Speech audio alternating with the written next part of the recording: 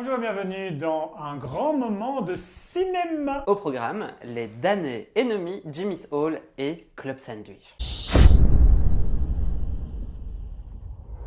Bonjour Nicolas, Bonjour Emma, comment vas-tu? ça va fort bien. Nous allons cette semaine parler de 4 films et on va commencer par un film d'horreur. On a des Américains et des Hispaniques qui se retrouvent confrontés à une petite fille dans une cave par une journée de tempête. Elle est enfermée. Qu'est-ce qu'elle fait dans la cave? Eh bien, c'est justement toute la question, sauf que eux, ils ne réfléchissent pas. Qu'est-ce qu'on fait? Une enfant est enfermée dans une cave, on la libère. Malheureusement, l'enfant tue le maître de maison. Et visiblement, est-ce qu'elle ne serait pas possédée? Alors qu'y a-t-il à retenir de ce film? Pas grand-chose, si ce n'est que visiblement, les personnes, les âmes maléfiques, diaboliques qui possèdent comme ça les gens, se font aux nouvelles technologies sans aucun souci. Oui mais bon, c'est une âme ça voyage dans le temps. Oui, c'est une connerie scénaristique surtout, et ça voyage aussi dans le temps. J'ai été voir Into the Storm au cinéma cette semaine. Et alors? Toujours vivant Oui, eh bien écoute, c'est mon film 3 étoiles de cette semaine. J'ai adoré, j'ai trouvé ça extraordinaire.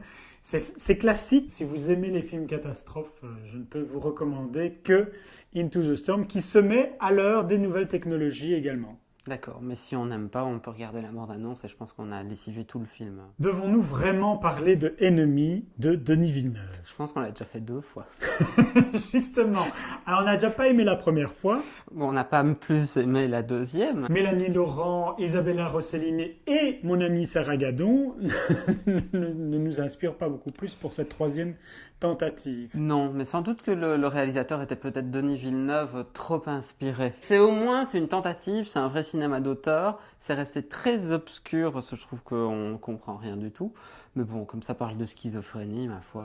Jimmy's Hall, le dernier Ken Loach qui était présenté au Festival de Cannes. Oui. Encore un film dont on a déjà parlé. Oui, un petit somnifère. Petite praline, disons, classique à souhait. Oui. Une bonne Manon, avec une bonne dose de beurre, comme ça. Une petite noisette croquante à l'intérieur, ou peut-être un peu rance. Hein. Oui. Et voilà, c'est enrobé joliment, avec de la musique irlandaise épouvantable. Mais c'est pas la vie de tout le monde quand même. Hein. Non, mais voilà. Pour moi, c'est soporifique, ça ne l'est pas pour d'autres. C'est un grand réalisateur, je pense que ce sont ses adieux. Il a fait de bien meilleurs films que ceux-là. Ça parle pourtant de liberté, de volonté de penser librement, autrement. Ça, c'est toute l'idée de la modernité aussi. On est au début encore du XXe siècle, 1932, et un jeune homme a des idées un peu trop progressistes pour les autorités locales, qu'elles soient religieuses ou politiques. Nicolas, on arrive déjà à la fin de notre émission et nous allons parler du dernier film de cette semaine qui est un film mexicain qui s'appelle Club Sandwich. Oui. Moi, j'adore les clubs sandwich. Eh bien, je pense que celui-ci est savoureux. Ah, enfin, le film qu'il faut aller voir cette semaine. Oui, c'est un très bon film, très bien mis en scène, très bien écrit aussi, très bien interprété. On a une relation entre une mère et un fils de 15 ans. Ils sont partis en vacances en période creuse.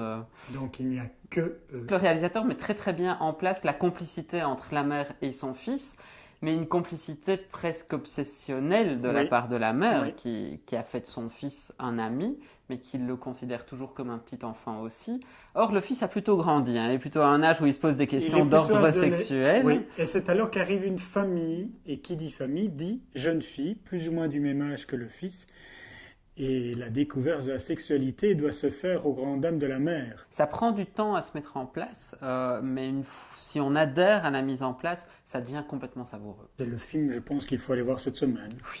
Mais alors, ce qu'il y a de dingue, c'est qu'on est d'accord sur ce genre de film. Pourquoi entre Club Sandwich et Into the Storm, on ne peut pas... Ah ben c'est assez impressionnant, je trouve. Donc c'est un grand écart. C'est un très grand écart. Eh bien voilà, Nicolas, nous allons nous quitter aujourd'hui pour ce grand moment de cinéma. On se retrouve mercredi prochain. D'ici là, n'hésitez pas à tweeter, à regarder, à liker nos vidéos et à aller... au cinéma. Bah oui, je me concentrais pour liker. C'est vrai. J'ai raté le coche encore. Likez les vidéos. Est-ce que tu penses que c'est parce que nous avons dit déjà 2 fois que Ennemi n'était pas notre tasse de thé qu'il n'arrive pas à sortir sur Oui, les ça doit écrans être pour belges? ça. Un distributeur l'a laissé tomber, on nous l'a repris. Je pense que c'est Celui-là vraiment n'avait pour pas ça. vu notre critique. Non, oui, ça doit Non. être ça. Allô, on est là.